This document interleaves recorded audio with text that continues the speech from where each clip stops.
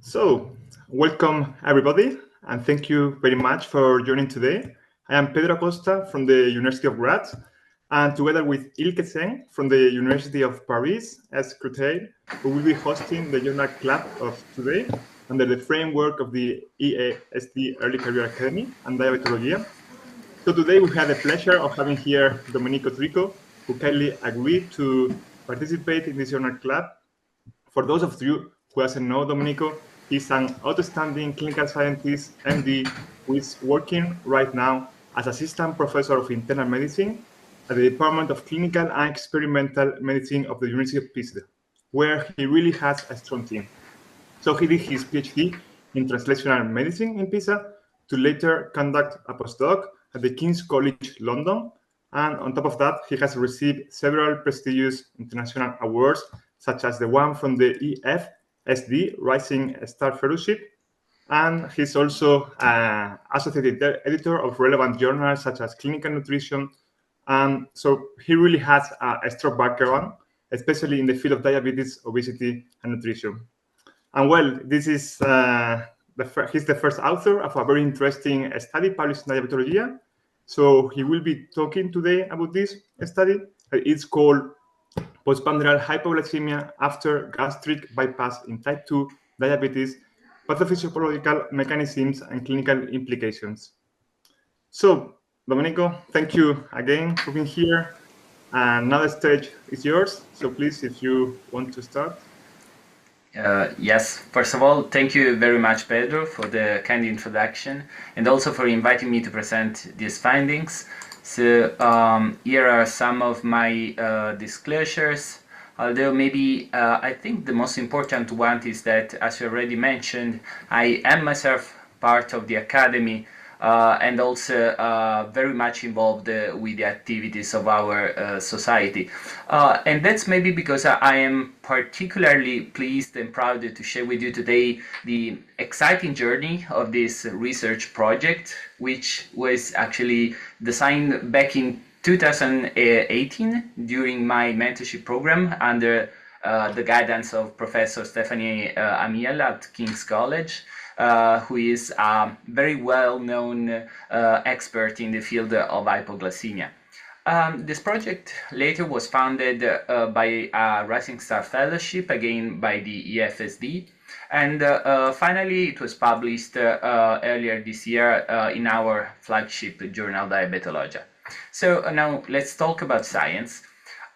We know that despite the recent pharmacological innovations, metabolic surgery still remains to date the most effective treatment for long-term weight loss and obesity-related comorbidities. However, metabolic surgery, and especially Roux-en-Y gastric bypass, is frequently complicated by recurrent postprandial hypoglycemia, which might lead to hypoglycemia unawareness, cardiovascular events, and even cognitive impairment. Now, unfortunately, in people with type 2 diabetes undergoing gastric bypass, the mechanisms and the consequences of postprandial hypoglycemia have not been comprehensively investigated. And in fact, most previous studies excluded on purpose patients with type 2 diabetes because they are supposedly protected against hypoglycemia because of their beta cell dysfunction and insulin resistance. However, it's now well established that many people with diabetes can actually achieve disease remission after metabolic surgery. And also our group has recently shown that at least some of them can experience post-surgery hypoglycemia. And therefore, the aims of this study were to dissect the pathogenetic mechanisms of postprandial hypoglycemia after gastric bypassing in type 2 diabetes, to examine whether hypoglycemia is associated with hypoglycemia unawareness and chronic or even acute deteriorations of cardiac and cognitive function, and finally to assess the real-life correlates of postprandial hypoglycemia diagnosed in experimental controlled settings by evaluating free-living glucose control and dietary habits. So, to this sense, we performed an observational case control study here at the University Hospital of Pisa from 2021 to 2023, enrolling subjects who had undergone gastric bypass 1 to 4 years prior to recruitment, and they were all diagnosed with type 2 diabetes. All participants underwent a 300 minutes 75 grams dual tracer oral glucose tolerance test for the diagnosis of postprandial hypoglycemia to assess model-derived glucose metabolic fluxes and beta cell function, to examine insulinotropic and also counter-regulatory hormone responses, and furthermore, at fasting and at glucose nadir, which is defined as the lowest glucose value over the OGTT, all subjects completed a battery of psychometric tests, 3 minutes EKG recordings, and also hypoglycemia-related questionnaires. At the end of the study visits, participants were also asked to wear a continuous glucose monitoring system, or CGM, and to fill a quantitative food diary for 14 days. So at the end, a total of 24 subjects were enrolled, half of whom with hypoglycemia during the OGTT, meaning that they experienced plasma glucose levels below 3 millimole per liter, which is a very strict definition of hypoglycemia. These participants with hypoglycemia were more frequently women and had better glucose tolerance compared with control subjects. However, the two groups had similar age, BMI, fat distribution, blood pressure, lipid profile, kidney function, and also liver enzymes. So, looking for responsible mechanisms, we analyzed tracer-derived glucose metabolic fluxes, which regulates glucose appearance and disappearance from the systemic circulation. And we found that the main reason for plasma glucose to drop down below baseline values in the hypo group was a much higher whole-body glucose clearance through the OGTT, indicating a higher glucose uptake and utilization by organs and tissues. The higher glucose clearance, in turn, depended on two main mechanisms. First, higher insulin sensitivity, documented by a lower OMA index, but also, and more importantly, by a higher glucose clearance over plasma insulin ratio, another index of insulin sensitivity. And this is true particularly in the later phase of the OGTT. The second mechanism was related to an early relative hyperinsulinemia compared with the control group, and this latter was in turn due to a lower insulin clearance, allowing for a greater proportion of the secreted insulin to reach and remain into the systemic circulation, and also to an enhanced glucose-stimulated insulin release, so that we actually observed similar insulin secretion profiles over the OGTT, despite much lower glucose levels in the hypo group. And remarkably, this enhancement in glucose-stimulated insulin secretion doesn't appear to be related to incretin hormones levels, considering both GLP-1 and also GIP. Now, on the other hand, regarding glucose appearance, there was no group difference in the rate of oral glucose absorption, which indeed was very fast in both groups, as expected after the metabolic surgery. More importantly, the higher glucose clearance in the hypo group was not balanced by the physiological compensatory increase in EGP, which one could expect in this condition of hypoglycemia.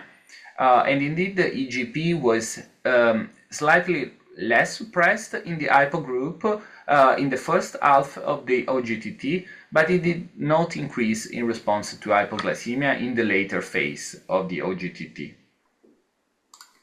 And for us, the reason for this is to be found in the lack of activation of any counter-regulatory hormone response, including glucagon, but also epinephrine, norepinephrine, and cortisol levels. Now, because of this lack of counter-regulatory responses, it's not surprising that these subjects with hypoglycemia didn't report almost any autonomic or neuroglycopenic symptoms as measured by the Edinburgh hypoglycemia scale. They didn't feel any more hunger or desire to eat, nor different fullness, prospective food consumption during the hypoglycemia compared to controls. They didn't show any statistically nor I'd say clinically significant changes in static or dynamic EKG parameters, not in blood pressure, and this could have indicated some sort of sympathetic activation. And finally, the hypo group didn't show deteriorations in cognitive performance measured by these two validated working memory tasks, the Sternberg memory test and also the 4-choice test. So the OGTT has been widely implemented for the diagnosis of postprandial hypoglycemia, especially in other clinical settings. However, we know it's a strong provocative test, meaning that patients with postprandial post-load hypoglycemia under these experimental controlled conditions may not experience hypoglycemia in their real life, and also vice versa. So to overcome this limitation of the OGTT as a diagnostic tool, we analyzed 14-day CGM data. And this remarkably confirmed that individuals with postprandial hypoglycemia diagnosed by the OGTT spent substantially more time with an interstitial glucose in the hypoglycemic range, and they also have many more low glucose events in their real life compared with the controls. And this, interestingly, occurs despite these people eating more often and also over a numerically longer eating window each day. And this might sound paradoxical, but I think that in this group, increasing the number of meals and snacks without, however, adjusting their macronutrient composition, which is without reducing carbohydrate and sugar consumption, can repeatedly trigger postprandial hypoglycemia, perpetuating so a vicious circle. So to summarize, this study demonstrated that in patients with history of type 2 diabetes, post-bypass hypoglycemia is primarily driven by excessive glucose clearance due to high insulin sensitivity and early hyperinsulinemia. Additionally, defective counter-regulations impair endogenous glucose production, hypoglycemia awareness, and sympathetic activation. In free-living conditions, post-bypass hypoglycemia occurs frequently in association with maladaptive dietary habits, and therefore we can conclude that post-bypass hypoglycemia should be actively searched and maybe treated, even in asymptomatic patients with prior type 2 diabetes, for its potential negative health consequences. So I'd like to use these few remaining seconds to express my deepest gratitude to all the people who have contributed so much to this study, my former mentor, Professor Amiel, also Professor Andrea Natali and Professor Monica Nanipieri from the University of Pisa. Of course, this project wouldn't be possible without the generous collaboration of our study volunteers, and also without the financial support by the EASD and also by the ESPEN and the SEED societies. Above all, I'd like to express my appreciation to the EASD, again for having always challenged me so much, but also for providing me with the best experiences and tools to pursue an academic career. a career that is now going on with some ups, many downs maybe, but always with my best intentions to give back to this association that has given me so much over the years. And with this exact idea in mind, we are ready to launch our inaugural face-to-face meeting, which will take place in Pisa next month. And we will host participants and speakers from 30 countries across 5 continents. So we are quite proud and happy to share this information. This meeting will feature interactive lectures, workshops, open discussions with the main aim to spark dialogue on pressing issues in diabetes research and care, and maybe foster collaboration and innovation among early career scientists and clinicians. So thank you very much for your very kind attention, and now I'll be pleased to take your questions. Thank you very much, Domenico, for the great presentation. I think it's really wonderful how you integrated all the pieces of this physiological approach. So I'm not sure, Ilke, if you have any question or you would like to start asking. Otherwise, yeah, of course, I can start with. First of all, I would like to thank you also, Domenico, for this nice presentation, summarizing all the findings of this paper in a very concise way. And also congratulations on your associate professor position that you're going to get in 4 days. It's also nice to see that EASD has also contributed, EFSD and EASD contributed to your career. So it's very nice to see that. So I'll start with a general question. You told us that you included 24 participants in this study, both including men and women. But then, correct me if I'm wrong, but you're giving mostly results on the women. What happened to these men? You can maybe tell us about it. And also, if you included that and if I missed it, could you tell us if you saw any sex-dependent, sex-specific differences in your study, if you looked into it? Thank you. Oh, thank you. Very nice questions. Actually, we analyzed data from both women and men. So the data I presented are related to the whole cohort of 24 participants. We didn't perform proper subgroup analysis by sex because of the limited number of men, especially. So the sample size was quite limited, so it didn't allow for having. We didn't have statistical power enough to run subgroup analysis. I think that, and I think I underscored that there was a difference in the proportion of women between the two groups. In the groups with the hypoglycemia, there was a higher prevalence of women. And we think that this observation can at least in part explain some of our findings. For instance, the fact that insulin clearance was reduced in the group with hypoglycemia was kind of unexpected. Because we see that they have higher insulin sensitivity, and typically when you have higher insulin sensitivity, you have higher insulin clearance.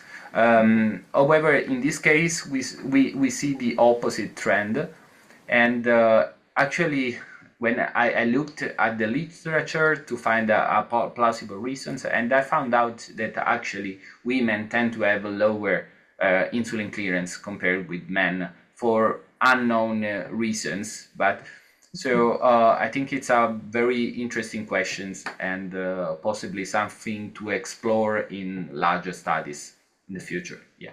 Thank you. Very interesting. Would you like to continue, Pedro? Yeah, sure. Domenico, please correct me if I'm wrong. I understood that in the hypoglycemia group, they had higher glucose clearance that might be related somehow to the higher hyperinsulinemia and insulin sensitivity. Do you have any speculation about why this might have happened? Like, which one is the trigger prompting this group to have higher hyperinsulinemia and higher insulin sensitivity? Oh well, that's a tricky question. I mean, there are some plausible explanations. One might be that these subjects, even before surgery, had a better beta cell function and maybe lower insulin clearance.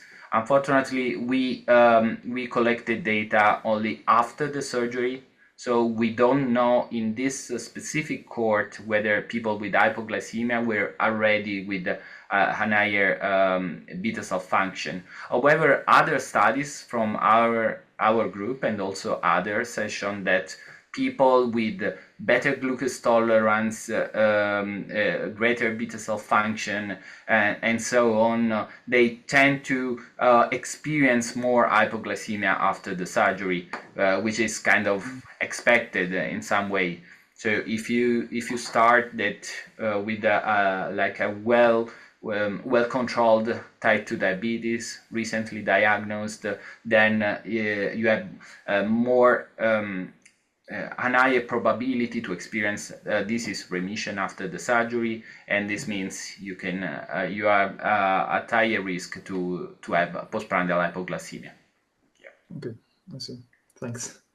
Ike, would you like to continue? Yeah, I can ask another question. So, Domenico, you mentioned that increasing the number of meals, the time we are talking about, it also contributes to postprandial hypoglycemia even. Yeah, it contributes to that. And I was thinking, do you have any ideas what kind of dietary interventions could be considered to manage this?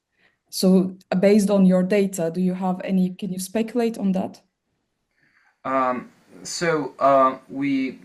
are actually guidelines around on how to break this vicious circle.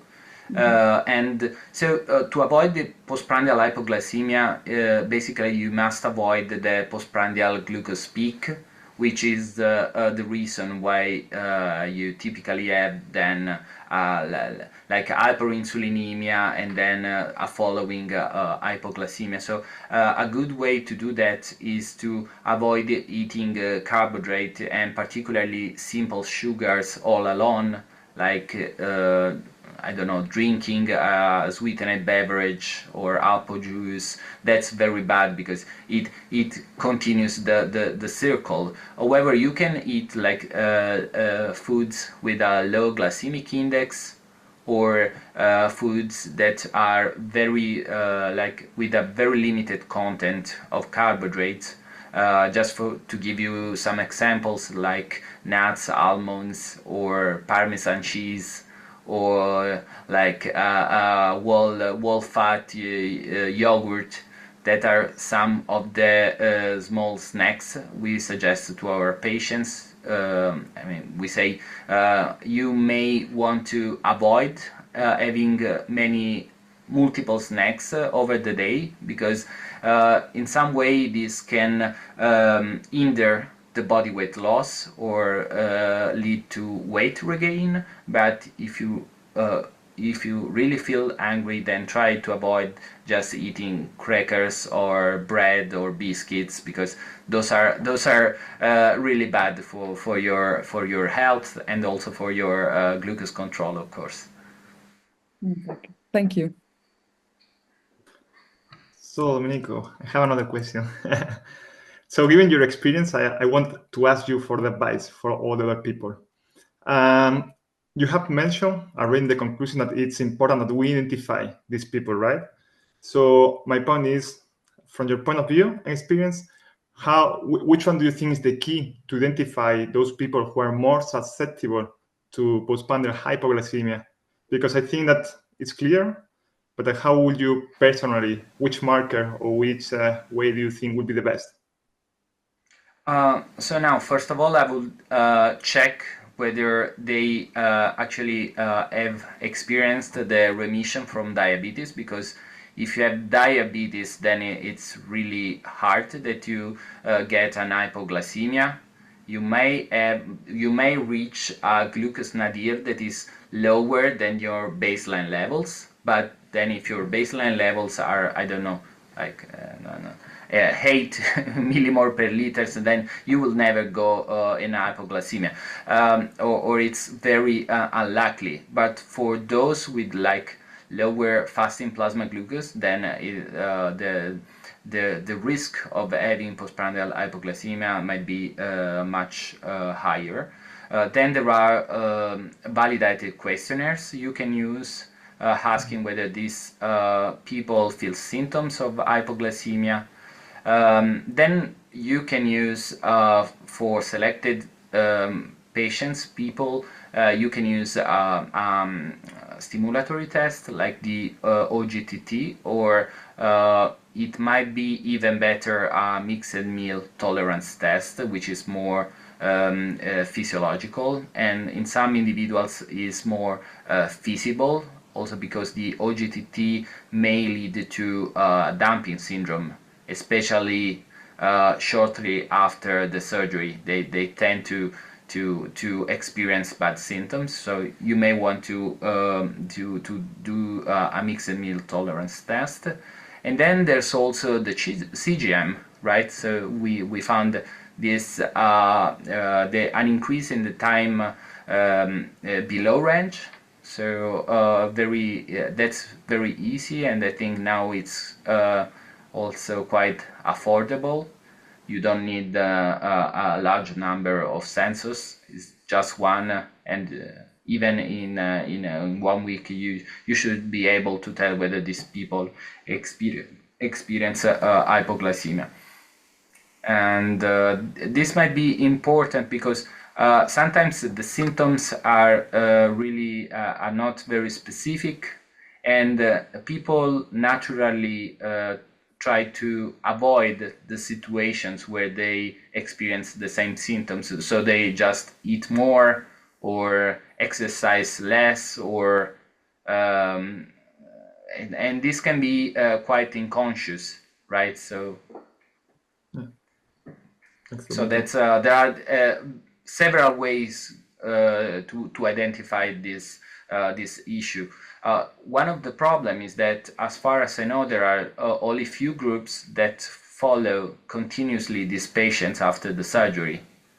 They are often just recruited for surgery by surgeons, and not in all places there is an endocrinological diabetology unit that can follow these subjects for long.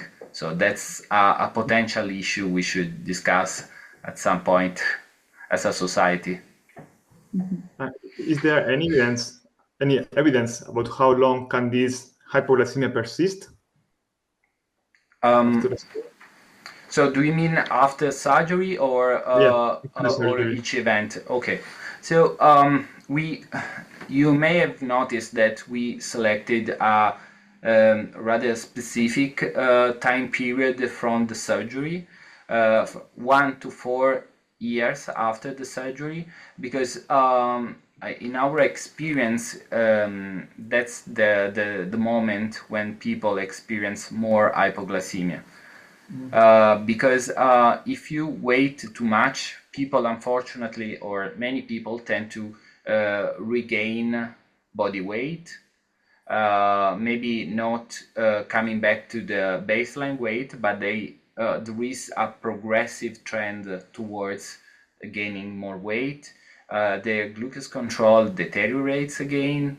So if you wait too much, let's say 8-10 years, then hypoglycemia may go may go away naturally. That's not a good news, because then you are developing diabetes again. But that's something we took into account when designing this research project. Thanks, Domenico. I can have two very relevant means like related questions to sum up maybe. According to you, what are the limitations of your study? And the related question is, if you want to design it again, what would you change? I think this is one of your favorite questions also, Domenico, I remember. Okay, so there are several limitations. I mean, this study was born during the COVID pandemic.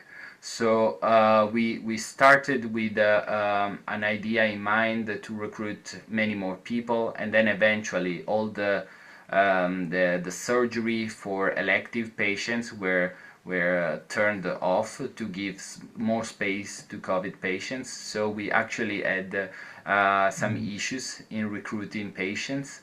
Maybe having a larger sample size would have allowed for a subgroup analysis. Like for instance, there were some subjects with type 2 diabetes at the moment when they performed the OGTT. They were dietary treated, so very well controlled, but still in the diabetic range of glycemia. So ideally, the subjects should have been excluded in the whole in the primary analysis. We did perform like a sensitive analysis excluding these subjects, but that's not exactly the same thing. So maybe well, that's I think the main limitations, not at all dependent on my will, on my will, and that's I think basically that's it. Maybe also using the OGTT has some pros and some cons. As I said, it's a very strong provocative test.